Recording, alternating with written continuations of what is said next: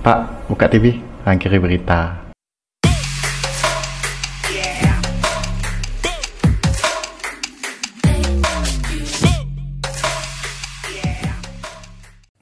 Baik, merujuk kepada laporan kualiti alam sekeliling 2017 yang dikeluarkan Jabatan Alam Sekitar, 51 sungai di seluruh negara dikategorikan sebagai tercemar.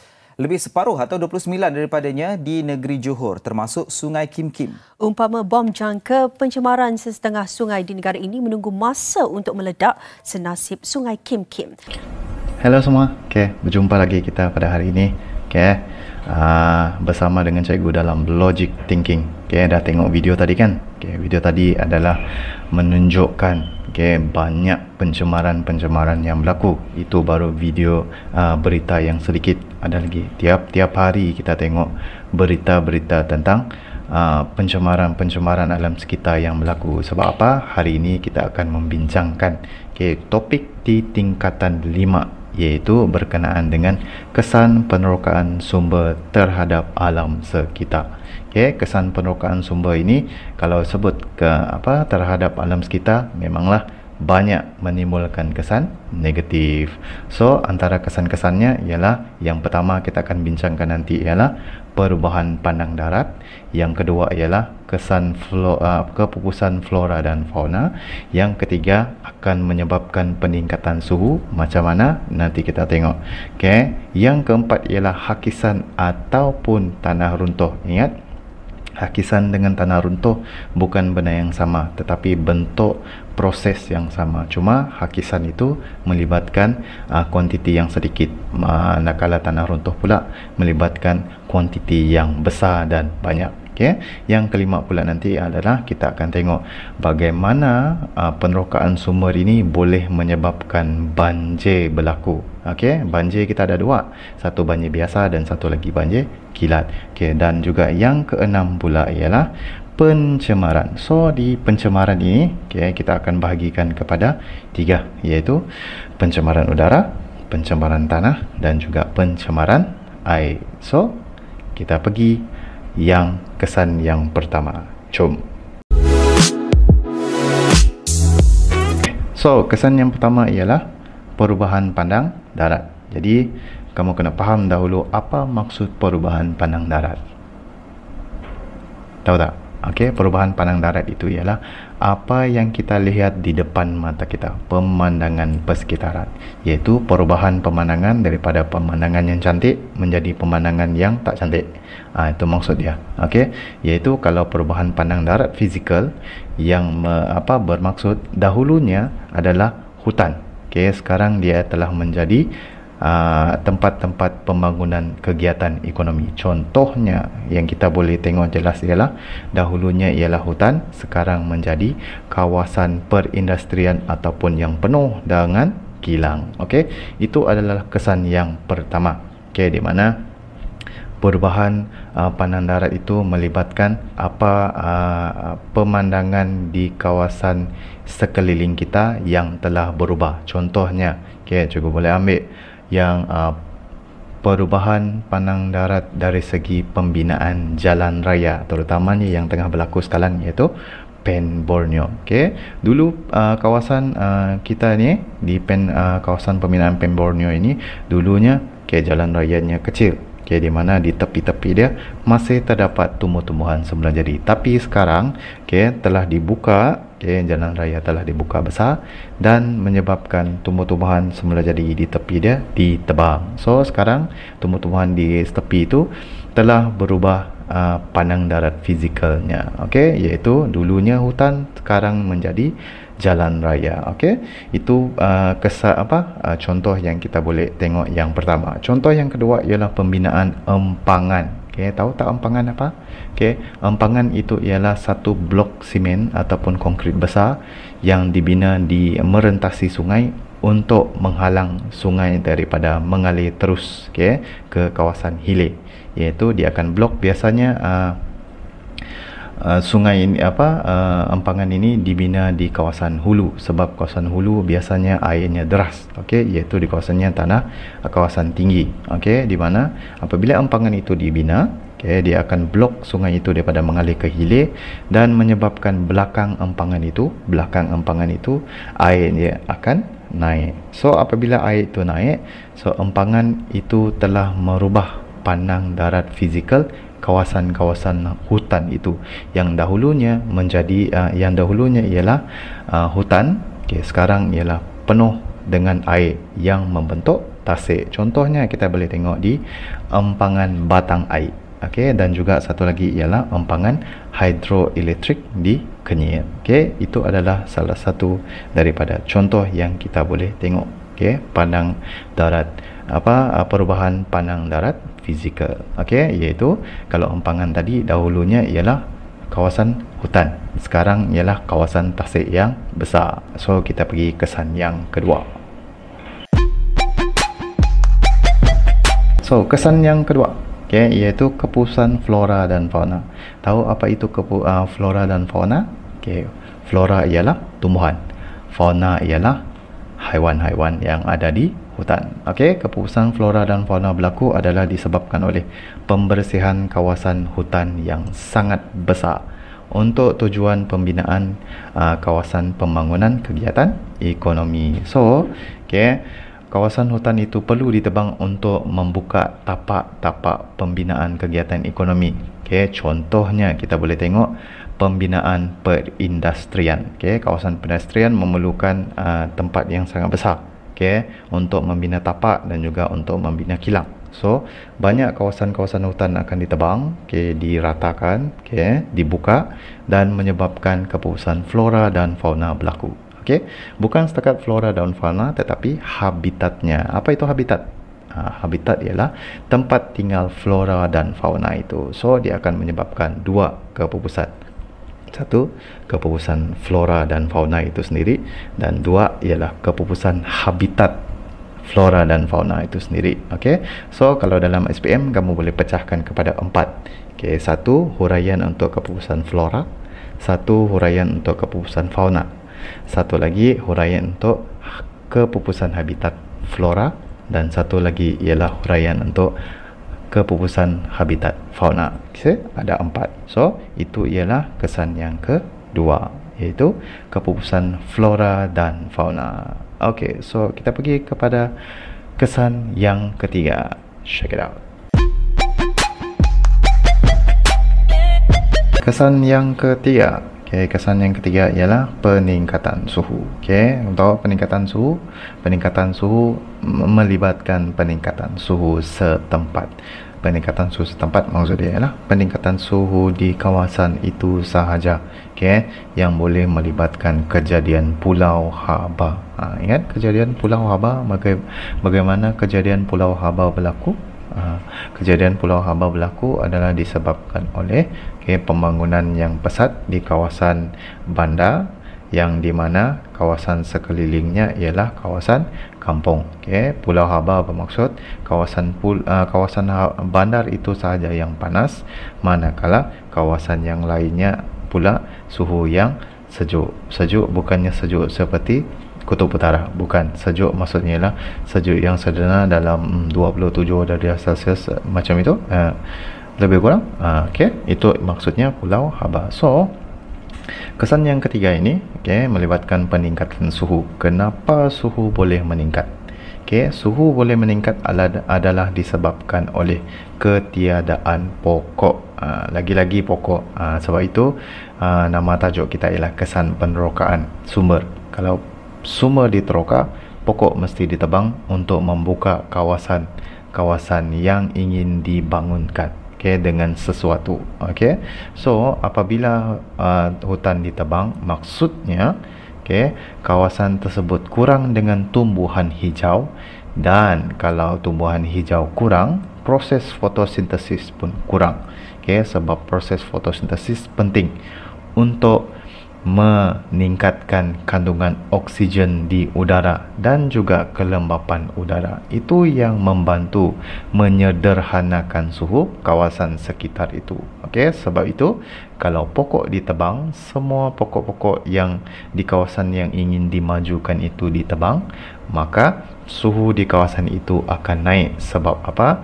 Oksigen kurang, okey, dan juga kelembapan udara kurang. Bagaimana pula dengan kelembapan udara? Okey, kelembapan udara adalah disebabkan oleh proses sejat peluhan, okey, yang berlaku di tumbuh-tumbuhan yang ada di kawasan hutan itu. Akibat daripada itu, gas-gas yang menyebabkan peningkatan suhu ini akan semakin banyak di kawasan itu. Okey, kandungannya akan semakin banyak. Contohnya gas karbon dioksida. Okey, satu lagi, di dalam proses fotosintesis, gas karbon dioksida akan diserap oleh tumbuh-tumbuhan dan akan melepaskan gas oksigen. Sebab itu kalau tumbuh-tumbuhan tidak ada, maksudnya gas oksigen akan makin berkurangan, gas karbon dioksida pula akan makin bertambah. Dan gas-gas yang lain seperti karbon monoksida, sulfur dioksida, dan ia akan menyebabkan kejadian satu lagi, iaitu gas rumah hijau. So itu adalah berkenaan dengan kesan yang ketiga, iaitu peningkatan suhu. Kita pergi kepada yang seterusnya, iaitu kesan yang keempat. Jom. Okey, kesan yang keempat pula ialah hakisan tanah ataupun tanah runtuh. Okey, awal-awal video tadi juga dah cakap, hakisan dengan tanah runtuh itu berlainan. Cuma proses kejadian itu sama, iaitu akibatkan penurunan tanah daripada kawasan yang tinggi ke kawasan yang rendah. Cuma bezanya ialah kuantiti tanah tersebut. Sama ada kuantiti tanah itu sedikit ataupun kuantiti tanah itu banyak. Kalau kuantiti tanah yang sedikit itu dipanggil hakisan tanah. Okey, dia terhakis saja. Kalau tanah runtuh pula ialah melibatkan hakisan yang sangat tanah yang sangat banyak daripada tanah tinggi terus turun kepada tanah yang rendah. Itu adalah tanah runtuh. Untuk hakisan yang keempat ini, kesan penerokaan sumber alam ini akan menyebabkan tanah runtuh ataupun hakisan tanah, terutamanya akibat daripada aktiviti pembalakan. Penerokaan sumber-sumber hutan, iaitu macam pengambilan kayu-kayu balak, pengambilan hasil-hasil kayu di hutan, pengambilan yang secara berlebihan atau boleh dikatakan secara haram, iaitu melibatkan pengambilan kuantiti yang banyak dan penebangan pokok yang melibatkan kawasan yang luas, akan menyebabkan tanah terdedah dengan ejen hakisan. So, apa ejen hakisan? Iaitu angin, air dan juga cahaya matahari. Cahaya matahari terik, lepas tu air pula ialah hujan dan angin yang bertiuplah di kawasan yang tidak ada tumbuh-tumbuhan semula jadi.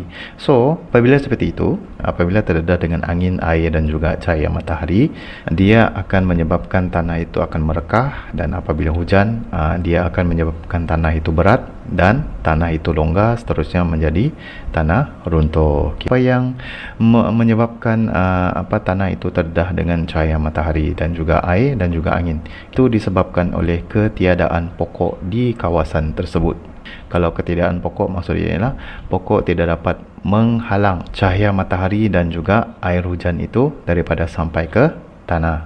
Apabila seperti itu, kalau ada pokok di sana, dia menjadi penapis kepada cahaya matahari dan juga air. So, apabila seperti itu, apabila air hujan akan turun, dia akan dihalang oleh daun-daun yang terdapat di kawasan hutan.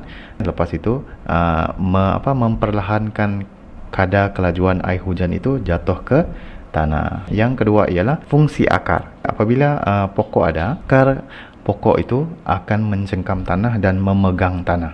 Okey, apabila dia pegang tanah, so dia akan menahan struktur tanah itu. Macam kita pegang sesuatu, pegang tanah itu daripada terus bergerak. Itu adalah fungsi akar pokok. So, apabila akar pokok itu ditebang, habis semua. Lepas tu tanah itu terdedah dengan hakisan, so tanah runtuh akan berlaku. Terutamanya satu kejadian yang cikgu tengok di internet, iaitu kejadian tanah runtuh di Genting pada tahun 1995. Itu adalah contoh yang boleh diambil untuk jadikan huraian. Ada lagi contoh-contoh yang lain. Kalau kamu boleh tengok di dalam internet itu banyak contoh-contoh kawasan pembinaan rumah di kawasan lereng bukit yang tidak teratur. Boleh juga menyebabkan tanah runtuh yang besar. Kejadian yang cikgu ingat itu kejadian Highland Tower dulu. Itu adalah contoh yang terbaik. So itu ialah isi yang keempat, iaitu kesan yang keempat, hakisan dan juga tanah runtuh. Okey, kita pergi tengok yang kelima. Kesan yang kelima, banjir. Okey, kalau kita di Malaysia ini, okey, kita ada dua jenis banjir. Okey, dua jenis banjir, iaitu yang pertama banjir biasa. Okey, banjir biasa ini datang dengan banyak dan perginya perlahan. Okey, itu ialah banjir biasa. Yang kedua ialah banjir kilat. Okey, berdasarkan kepada istilah kilat. Okey, kilat itu datang dengan pantas, pergi dengan pantas. Itu ialah istilah banjir kilat. So, untuk banjir pula, dia datang secara tiba-tiba, naik secara tiba-tiba, tapi bila hilang, hilang secara tiba-tiba. Okey, itu ialah banjir. So, bagaimana pula dengan kesan penerokaan sumber ini yang menyebabkan banjir? Okay, bagaimana penerokaan sumber ini boleh menyebabkan banjir? Berbalik kepada, kalau kamu tengok tadi, berbalik kepada penebangan pokok. Okey, penebangan pokok di kawasan hutan itu telah menyebabkan yang tadi awal tadi, iaitu isi yang keempat, iaitu kesan yang keempat, hakisan tanah dan juga tanah runtuh. Okey, dia berkaitan. Apabila tanah runtuh berlaku ataupun hakisan tanah berlaku, air hujan yang turun akan menyebabkan, akan membawa tanah tadi terhakis ataupun runtuh dari dari kawasan yang tinggi masuk ke kawasan sistem saliran yang berdekatan. Sistem saliran yang berdekatan maksudnya sistem saliran ini ialah sungai-sungai yang berdekatan. Ya, dan satu lagi ialah air hujan akan menyebabkan air larian permukaan. Apa itu air larian permukaan? Air larian permukaan maksudnya ialah air yang mengalir di permukaan bumi ataupun permukaan tanah yang akan mengalir masuk ke dalam air sungai. Ataupun larian air permukaan ini ialah air yang tidak diserap ke dalam tanah, iaitu yang mengalir dari di atas tanah dan terus ke dalam sungai. So, larian air permukaan ini akan membawa kelodak akan membawa lumpur-lumpur ke dalam sungai. So, apabila dia masuk ke dalam sungai, dia akan mendap sebab kelodak dan lumpur ini lebih mampat daripada air sungai. So, dia akan masuk ke dasar sungai. Apabila dia masuk secara berterusan, dia akan menyebabkan dasar sungai akan menjadi lebih tinggi. Dasar sungai yang dulu di sini. Lepas tu apabila air kelodak ataupun lumpur menambahkan dasar sungai itu, so dasar sungai itu akan tebal ini. Dan apabila ditebal ini, maksudnya dasar sungai akan bertambah dan menyebabkan sungai itu akan menjadi cetek. So apabila sungai menjadi cetek, itu yang bahaya. So apabila hujan yang lebat berlaku, dia akan menambah kuantiti air sungai itu dan air sungai itu boleh melimpah dan berlakunya banjir. Itu ialah kejadian banjir. Bagaimana kejadian banjir boleh berlaku? Khususnya yang ini bahaya kalau air sungai cetek, kalau berlaku pada musim hujan lebat, hujan yang berterusan, itu akan menyebabkan banjir kilat akan berlaku. Air sungai melimpah, banjir habis. So itu isi kesan yang kelima, banjir. Kita pergi kesan yang keenam. Jom. Ya, kita pergi kesan yang terakhir, kesan yang keenam. Kesan yang keenam ni famous dalam geografi, iaitu kalau adanya aktiviti kegiatan ekonomi, kesan ini yang akan berlaku, iaitu pencemaran. So untuk hari ini, pencemaran kita bagikan kepada 3. So bagaimana penerokaan sumber ini boleh menyebabkan 3 pencemaran ini berlaku? Yang pertama ialah pencemaran udara, yang kedua pula ialah pencemaran air, dan yang ketiga pula ialah pencemaran tanah. So kita pergi pencemaran yang pertama, pencemaran air dulu. Pencemaran air tadi cikgu suka kaitkan dengan kejadian banjir tadi. Tanah runtuh akan berlaku masuk ke dalam air sungai akan menyebabkan banjir, dan tanah runtuh tadi yang masuk ke dalam air sungai itu akan menyebabkan pencemaran air berlaku. Itu yang pertama. Pencemaran air yang kedua ialah pengaliran sisa-sisa toksik daripada kilang. Pengaliran sisa-sisa toksik ini ialah sisa-sisa toksik yang tidak terawat. Sisa toksik yang tidak dirawat di kilang itu terus dibuang ke dalam sungai. Itu yang terjadi pencemaran air sungai. Air sungai itu akan bertukar warna kadang-kadang dia akan menyebabkan bau. So apabila ia menyebabkan bau, pencemaran bau, itu adalah pencemaran yang seterusnya, pencemaran bau. Mengeluarkan bau yang kurang menyenangkan, wah busuk. Daripada situ, pembinaan kilang pula akan menyebabkan pencemaran udara. So bagaimana dia menyebabkan pencemaran udara? Iaitu daripada pelepasan asap daripada kilang-kilang itu. Kadang-kadang pelepasan asap ini, asap itu tidak ditapis dahulu di kawasan cerobong asap dia, tidak ditapis dan terus dilepaskan ke udara. Sebabnya ialah asap itu mengandungi bahan-bahan pencemar. Antaranya ialah karbon monoksida, karbon dioksida, hidrokarbon, kadang-kadang dia sulfur dioksida. Itu ialah gas-gas pencemar. So apabila gas-gas pencemar ini dilepaskan ke udara, dia akan menyebabkan lagi satu kejadian, iaitu kejadian hujan asid, di mana bahan-bahan pencemar tadi akan bergabung dengan air hujan, meresap ke dalam air hujan dan turun ke tempat lain menjadi hujan asid. Hujan asid itu ialah air hujan itu telah bercampur dengan bahan-bahan pencemar, dan air hujan asid itu sifat dia asid, dia boleh menghakis. Terutamanya kalau kamu tengok, mungkin ada yang cakap, mana kesan hujan asid ni? Tidak ada pun. Kamu tengok warna-warna cat di luar bangunan dan warna-warna cat di bumbung. Bumbung akan menjadi luntur. Sebab itu kalau kamu tengok di sekolah kamu sendiri tu, kadang-kadang sekarang bumbung dia kelihatan warna yang baru. Contoh warna biru baru saja, warna hijau baru saja.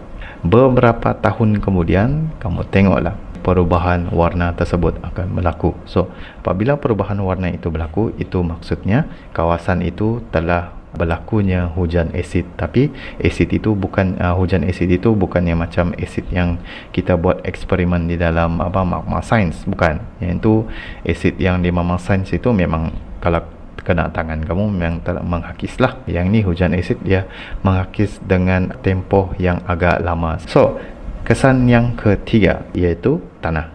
Bagaimana tanah pula tercemar apabila berlakunya penerokaan sumber. Penerokaan sumber akan menyebabkan pencemaran tanah. Contohnya pembuangan sisa-sisa domestik dan juga sisa-sisa kilang. Itu yang paling tepat lagi lah, senang kita nak faham. Iaitu penduduk-penduduk di sekitar kawasan perumahan biasanya akan membuang sampah. So sampah itu akan dibuang ke mana? Dibuang ke kawasan pembuangan sampah, tapak pembuangan sampah. So di kawasan tapak pembuangan sampah itu akan berlakunya pencemaran tanah. Yang kedua ialah pembuangan sisa-sisa pepejal daripada kilang yang tidak terurus juga boleh menyebabkan pencemaran tanah. Benda-benda yang hasil daripada binaan kawasan kilang itu akan dibuang ke sekitarnya, dibuang ke atas tanah yang di sekitar itu, dan lama-kelamaan dia akan mengeluarkan bahan kimia dan meresap ke dalam tanah menyebabkan pencemaran tanah. So itu adalah 6 kesan-kesan penerokaan sumber terhadap alam sekitar. Yang pertama tadi ialah perubahan pandang darat, fizikal. So yang kedua ialah keperusahaan flora dan fauna. Yang ketiga pula ialah peningkatan suhu. Yang keempat pula ialah hakisan tanah dan tanah runtuh. Yang kelima pula ialah banjir, dan yang keenam pula ialah pencemaran.